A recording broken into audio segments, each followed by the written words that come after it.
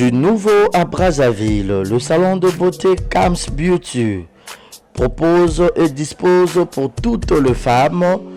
du Congo-Brazzaville et ainsi que de la République démocratique du Congo. La coiffure professionnelle, la pose perruque, l'onglerie, manicure et pédicure, le make-up professionnel pour toute manifestation, la soirée ainsi que la journée.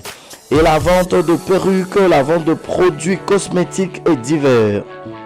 Le salon de beauté Kams Beauty se situe sur 123 rue Ampère, Bakongo. Le salon de beauté Kams Beauty se situe sur 123 rue Ampère, Bakongo. Venez nombreux, vous ne serez jamais dessus. Salon de beauté Kams Beauty. La différence parmi tant d'autres.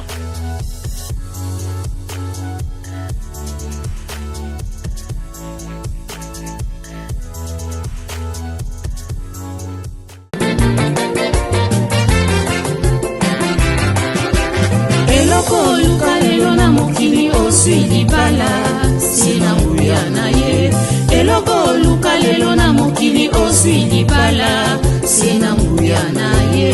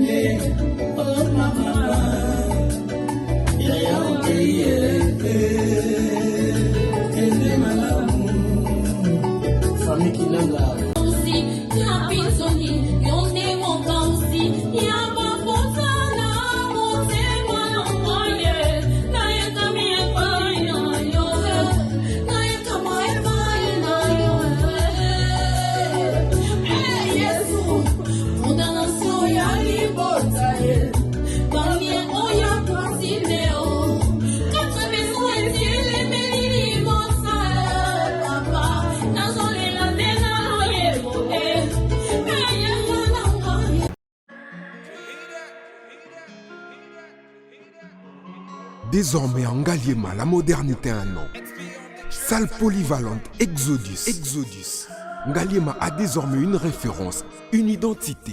Vous désirez passer vos séjours inoubliables dans un cadre luxueux où l'on vous traite comme un roi? Une seule adresse. Salle polyvalente Exodus. Exodus vous offre des appartements sur mesure, climatisés, propres et un personnel qualifié pour de fêtes inoubliables, des cérémonies professionnelles et rendre un dernier hommage mérité et digne. Exodus met à votre disposition deux grandes salles respectueuses. Dans la pote, on a besoin de ma perruque à Kitoko. Na Belgique, na Paris, partout aux alliés, Vanessa Airwig. Trocha numéro on a la scène de l'enrôle babonné de l'enrôle ça m'a perruque on a bon on a sorte nion sur ma perruque à Kitoko ba coupe ya milai Vanessa Airwig azawana na prime encore abordable pour so ma perruque na yo pour ciao robima chic robima ngebu. Bonsoir, bonjour, Bissekanos de Bozali, c'est moi, Brown Cosmétique. J'ai eu beaucoup de messages, je vais tout nanga au sol la canine pour atteindre la uniforme. Donc, n'a pas like savino oyo et ma futa ou ngam kona salaka et telisaka et ça pour na teint clair, bagam différent et ça caramel, métis, chocolat, pour na commentinho kaka, ba crème yama beaucoup ezali, ba crème yaba lèvres rose ezali. Donc, n'hésitez pas à contacter sur WhatsApp. Merci beaucoup, à bientôt. Mouah. Merci.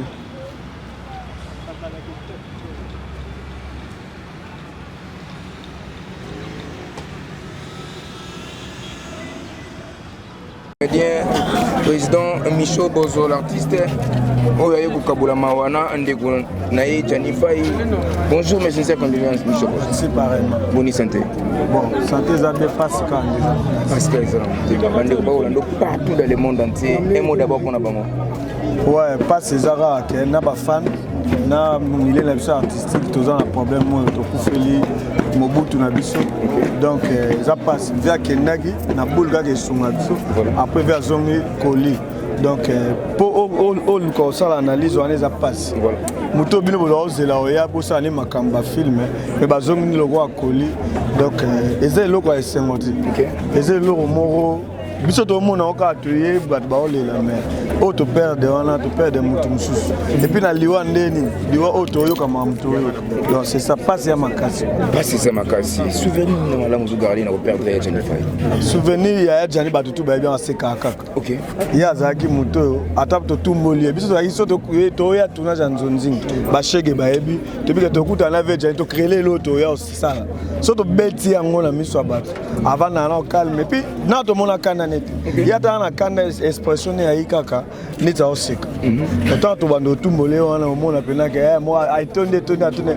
ala na njima la finga biso to biso mtu yebi so afinga so keke to seki to meli c'est ça donc viona na yebi te pesa za vendre na batu musu pesa za olala mais na vie na biso artistique na milieu artistique na tikalo mona viona fachete na tikalo mona viona zo problème na mutu donc parce que andi bazong se biso ekoli parce que andi bazong se biso koli mais c'est lo ba soupçonner zo bimaki mutu donc se biso ya Johnny Faye koli c'est la brine ozayi moi sinaye ya ndako d'après yo d'ailleurs yoki ki la brine toza cause ya liwa ya Johnny Faye oyo azayi moko ya bandeko na esalo nene bon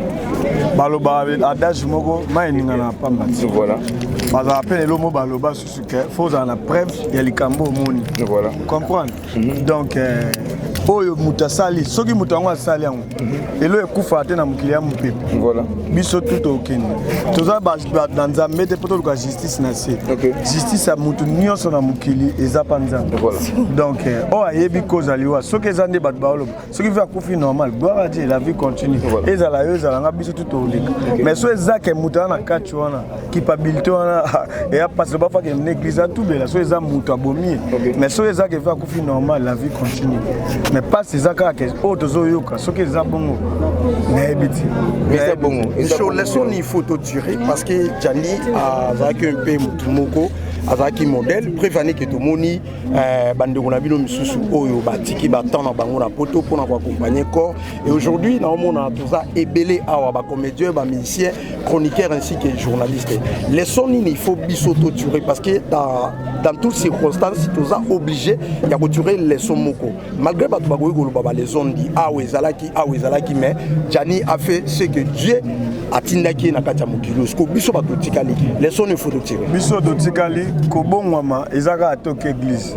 moni auto monio ezapeli te ya monene ezape église eza mama na message mutazaki na bomo ya kufi a plus akufi na ba problème ni tozoka koto via moi si koto makam ebele zo bim donc makam su na vie po ote ya mananu yo moko na vie na ba âge to okay na ngo déjà so moni likamo koi déjà nga pe na olingate elanga déjà kote ya donc mutu nyonso aza maele so atali te oyo eza leso vina alors tant on vivre na vie olinga mobali faut eba mobali on nini olingi tant olinga mwasi faut eba mwasi olingi pour nzambe so apeso mwasi na vie gloire à Dieu toi apeso mobali na vie gloire à Dieu mais sikoyo okene place mobo omoni ke esimba nango te tika oh tu es à la leçon yo quand il faut que passer à théâtre quand des vers d'aéboué na auto yo quand net ngamo pe na ko so par exemple na bala mutaswa singa parler na ce te yo ngala to sila c'est maintenant kufa na ba agent za mabongisi voilà donc il y a déjà leçon il y a déjà leçon donc pas surtout na ngoyo quoi veut faire avec mambe belle veut faire kenda ki poto atika internet internet e bimina qu'il fallait ver à jouer na ba pièce ba chaîne na ba internet to sala sana ba ki to perdre to zangi muto ko ba saison implique na ba chaîne déjà passe au quoi question sur poto ka bona biso na yo likamno le chocho 10 000 € na ndenga mikili kuna aweye 8 000 € d'après bon ngazaki na réunion na monio ba vi ba lobaki na ba massa donc c'est là bango ba lobi ke eye pour eye ba bibe opé sa famille gloire à Dieu mutu so akufa ezate ke aza boutique so yo bénéficier na mbongo ya liwa ya mutu ezate ke yo kanisa lokola ke yango vite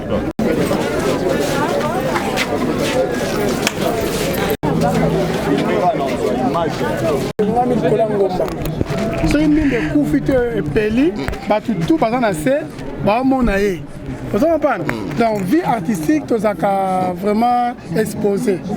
et puis nous sommes des Bantous, nous sommes des Africains est-ce oyebi ke biso l'Afrique liwa normal ezalaka te tobaka baartiste te même monsieur boza na soda mpe abina ke na 1 seconde akufi na mitumba eza kuna akufi foza noko wana nga banconde asali masolo wana donc na Congo liwa normal boye mutu aso akufi tomona normal ezalaka te ezalaka balieye basali boye c'est pas pour la première fois même nous tobana bafamille nazo somo takufi tobula ata mutu moko te atakune tozotika yo message ya fin pour ma famille biologique ya Jani. Bon message nga relancer ezalaka message ya paix donc mutu akufi eza nzela ya biso tout rien nalingi te koma moi nous les autres moi désordre baturaillement plutôt côté Jani azana mutu kimia azaki acteur wa CPC bato nzamba pesi biso nzamba mkazi donc tozaka na kimia tomona ngo normal eza nzela ya batutu donc tochango et comme un sujet de guerre qui a batutu baturaillement donc voilà qui te retourne to connaît la kimia donc c'est ça mais ça nous ça les gars la kimia merci beaucoup OK ce qui va voyer d'Arabie Saoudite on fait ça là nous allons poser ma question on dit on fait ça conseil na baninga ndo artiste na relation balem mais on travailler mais on sait pas ma relation amoureuse ngwaliwa na ya ye komela kibinonde sangwaliwa ya Jani zaki parce que to ka sangwa malade te so bo ka sangwa malade wana ça en tout cas liwa Jani zaki loko akaki na mato ya bato et puis c'est vraiment passe ma casse ngakuya na mona ke wana ba statut ba na ndima te na tension ku te déranger kingai na oka vraiment liwa Jani passe ma casse liwa nyo c'est ça la passe mais ya brusque boy vraiment douleur siko akufi na nini boeka brusquement akufi bazaki na Jani bozo landa ba on a ba interview non ba bazaki na problème à tension akufi na tension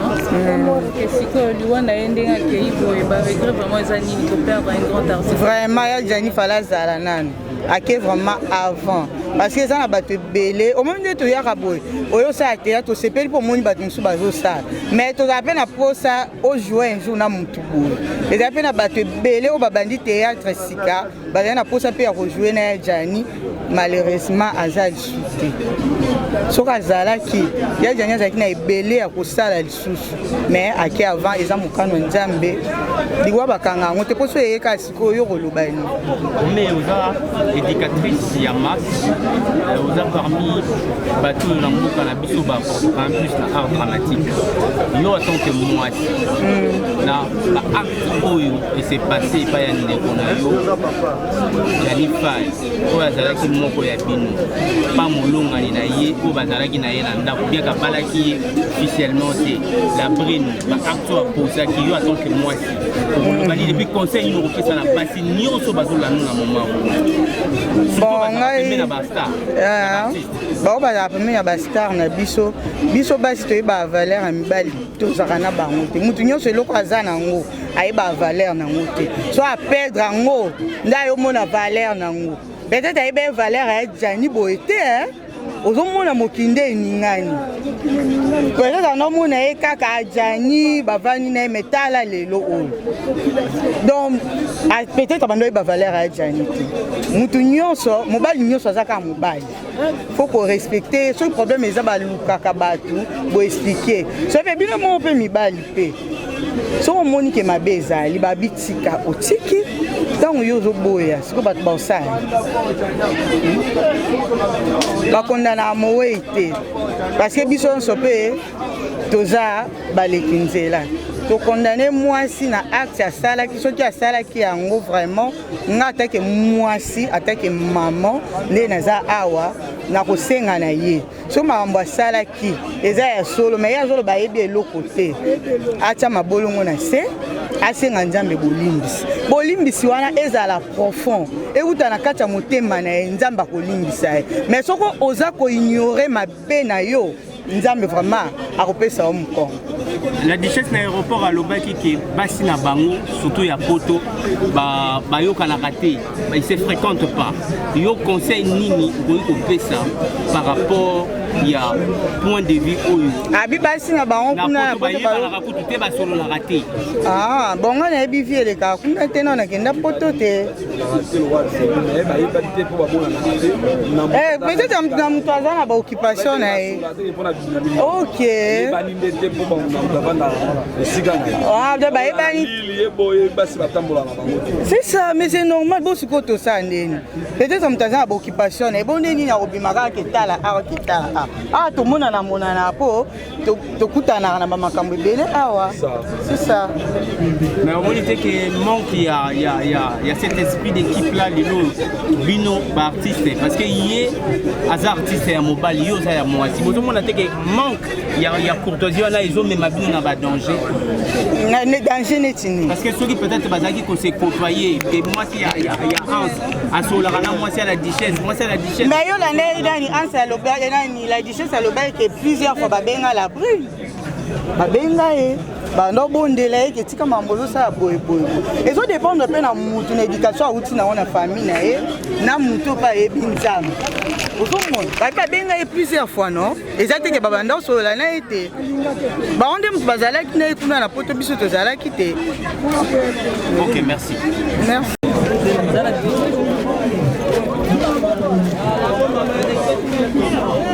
Moment ebele mais moi baloba ke bango bakufa mingi ezate parce que baza reconnaître comédien monso akufi du coup partout baye barambala moko au comprend on a ça souvent de baloba mais sinon on est des artistes tozawana ka pona osala kaka musala soki nzamba benga biso eza destin ya mututu passage obligé muto atika éternellement mokila zate biso on soto le kaka wana lelo eza ya jani mutaki ya tiki biso lobi pe erozala mutu mususu oyo akotika biso comprendre donc eza chemin ya biso nyonso liwa bakima ngote soki yeye to permettre ngote to souhaiter ngopete mais soki yeye kaka nzamba zwara lokumu liwa ya Janifa ba comédien mususu baza d'accord nango parce que balobi ya Jani pe atambola ki mabe mais pourquoi quoi non il faut arrêter ba biloko oyo ya Jani atikala otambo mabe atamukete aza mutu aza mosantu te boza maokuna il y a des questions mususu to éviter rango ya Jani aza mutu aza mosantu te mais je ne pense pas que à kotambola mabe na ndenge bolo babongo ça sans polémique non sans polémique bien sûr mais il faut tous na ba question mususu ya opposer hein mutu déjà kufi to lukaka to kotsa ma mususu penze bele te ça bien te ça propreté donc azaki mutu azaki na biso soto loba Jana azaki mosantu te to loba ngo mel fois to bandela ngote mutu yo za masumu nga za masumu ya za masumu donc mutu to atambola na lolenge esengeli so esengi tana ekoka kufa kufe lobi te Jana kufi pona mabasa laki te eza tana ekoki kufa kufi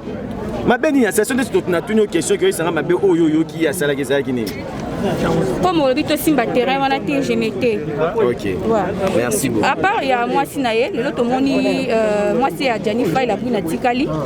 na bana est-ce que bo solo la ki pété na fondation Maman Denise ba ko foutela bango billet na bana ba ya ko rendre papa bango ba donner hommage na Kinshasa baso na la brine bino ba comédie bo solo la ki na fondation Maman Denise te po ba meka mpe ko sombela bango pe ba billet ba ya ko rendre ba ya o biso to senga ki to zana besoin ya koria awa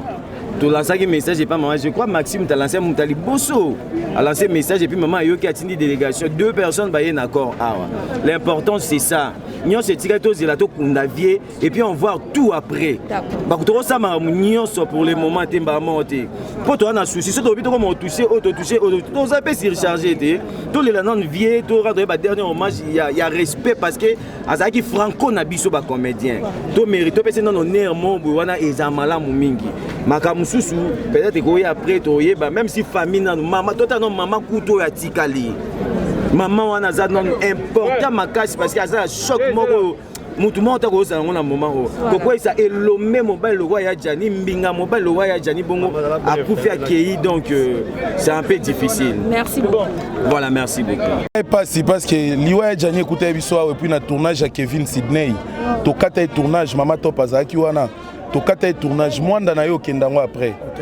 mais liwa Jani et ça là passe parce que Jani biso génération toye sika souci na biso nyonso ezaka to jouer na ba ene wana donc biso ba etozui chance yo jouer na Jani te et ça là vraiment passe makasi pe ça passe ici na ebi kezo continuer passe et lo roni nango au retenant na carrière artistique na yo parce que ba ene na bino baza bato ba fungula ginzela pour le lobino ba Jérémy bobima bozana ba plaire o bozana te ba ene nyonso te za na ba ene op évolution na biso balinga non je sais bazali donc ba ene le roi ba Jani tokuta nzela na bango pembe netinga na yoka Jani na polémique te na yoka Jani na mama bete na tikala komona te que un jour batumo ba oloba makamu na kikomba Jani Fay na kati na yoka na ngate donc eloko nga na retenir na carrière na ye depuis na yeba ye nande lelo to kabwani ezaka témoignage na ye o nga na regarder du point artistique ya musala to salaka na bimi libanda musala te pour na fréquenter été c'est ça un message à faire au pesa na famille biologique excusez-moi message à faire au pesa na famille biologique au ba perdre fils biologique na bango au pesa bango la mort c'est un habit où tout le monde va porter et là on enseigne la famille baza na morale assise babeta mabaku te bayoka biyoka yokate liwa eza eloko nzamba sala eza naturel lobi ezalanga lobi ezalande ko mususu donc muto ko boma mutu azaka te merci so nzamba boya boy donc balela ndeko lokwa chrétien bakendo kunda ndeko na bango batika pe molimo na epe manakimia merci na sukisi na epe so bandeko bana question tozaki na relation toanda solo là toanda solo merci merci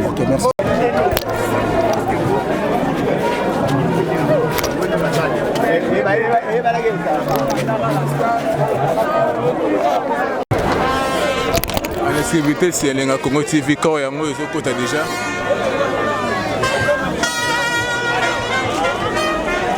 quand yango déjà ezokota na kasa Korobia Jani Fay repose en paix Ope Malakimia Franco que ton âme repose en paix que ne malamu tala ndenge ba artiste ba honoré yo tala ndenge ba fanatique ba honoré yo vraiment pe Malakimia nzoto amowe yango wana ezokota Korobia dans mawa vraiment na mutema nzamba ya mamudi na kimia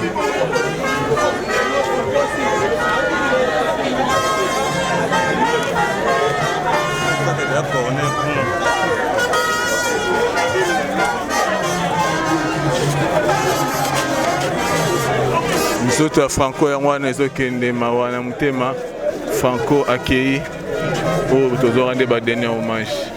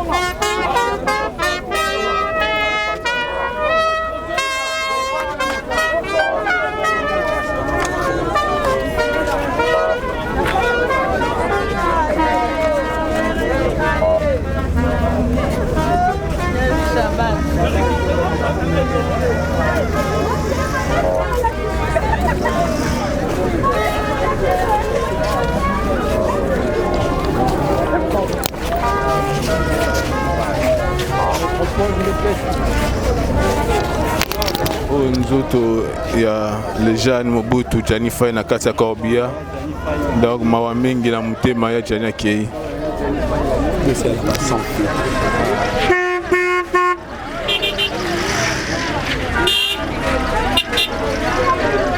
Du nouveau à Brazzaville, le salon de beauté Kams Beauty propose et dispose pour toutes les femmes du Congo-Brazzaville et ainsi que de la République démocratique du Congo. La coiffure professionnelle, la pose perruque, l'onglerie, manicure et pédicure, le make-up professionnel pour toute manifestation, la soirée ainsi que la journée. et la vente de perruques, la vente de produits cosmétiques et divers. Le salon de beauté Kams Beauty se situe sur 123 rue Ampère, Bakongo. Le salon de beauté Kams Beauty se situe sur 123 rue Ampère, Bakongo. Venez nombreux, vous ne serez jamais dessus. Salon de beauté Kams Beauty. La différence parmi tant d'autres.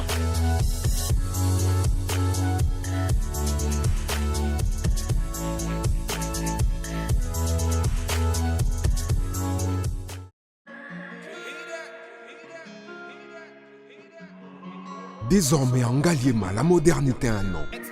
Salle polyvalente Exodus. Ngaliema a désormais une référence, une identité. Vous désirez passer vos séjours inoubliables dans un cadre luxueux où l'on vous traite comme un roi? Une seule adresse. Salle polyvalente Exodus. Exodus vous offre des appartements sur mesure, climatisés, propres et un personnel qualifié pour de fêtes inoubliables, des cérémonies professionnelles et rendre un dernier hommage mérité et digne. Exodus met à votre disposition 2 grandes salles respectives. Eloko luka lelo na mokili oswi libala sina nguya na ye. Eloko luka lelo na mokili oswi libala sina nguya na ye.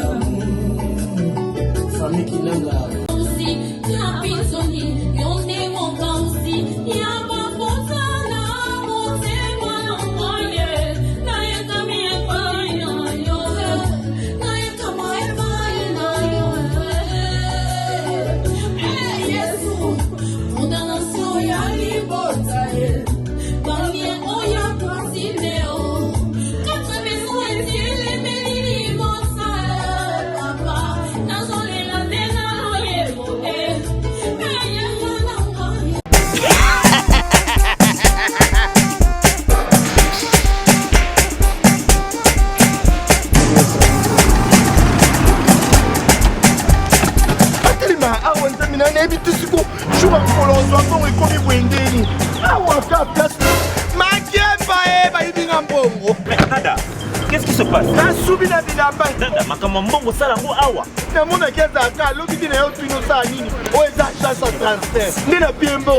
Nada agence ya transfert na nzela. Ce n'est pas possible. Nada.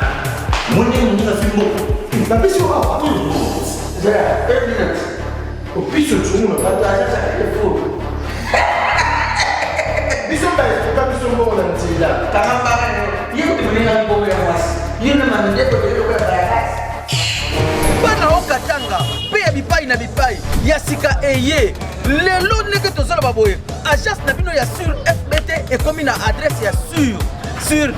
chef Katanga numéro 5 entre Njamena na Kambo. Yaya conseil est gratuit. Omoni makamba batanzela, botiki la batanzela, mais makamba transfert en bongo. Totiki lango FBT. Misalane Kazinjo. Oko che. Bazui. Soki pa kona bache. Tozui. Bazo akaka. On sait jamais. Yama mini. Toki.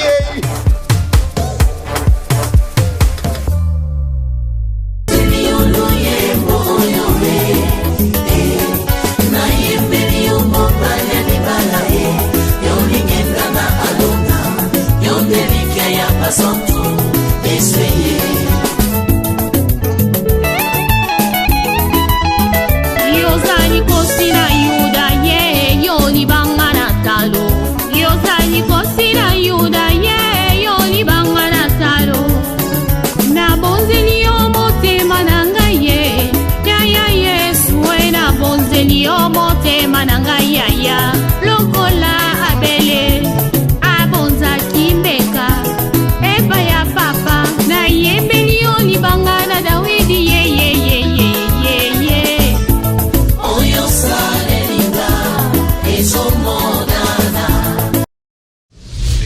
TV Kitoko, rien à dire. Abonnez-vous massivement sur Exemple TV. Batou Bolinga Nada, encore commis à sans périque, il faut vous s'abonner. Vous s'abonner à Exemple TV. C'est Exemple TV. Vous s'abonner à la chaîne YouTube. Exemple TV Kitoko, rien à dire. Yaya, un exemple à suivre, cette fois-ci Exemple TV. Si on voyait exemplaire en autres, on va s'abonner. Exemple télévision, c'est vraiment un exemple à suivre. Il n'y a pas de polémique, il n'y a pas de conneries, il n'y a pas de... C'est vraiment... Il y a dans la lignée, il y a dans la nzela.